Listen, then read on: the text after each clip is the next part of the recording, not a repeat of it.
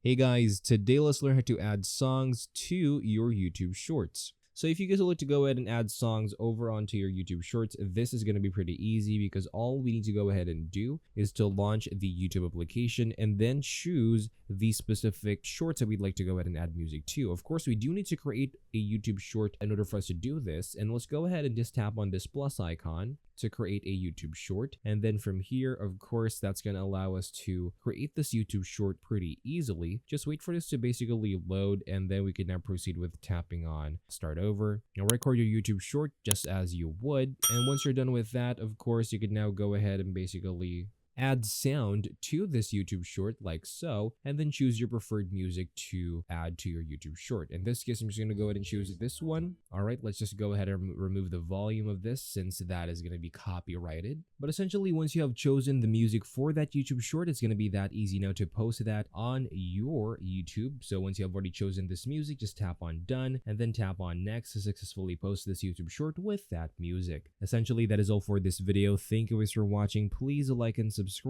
and take care.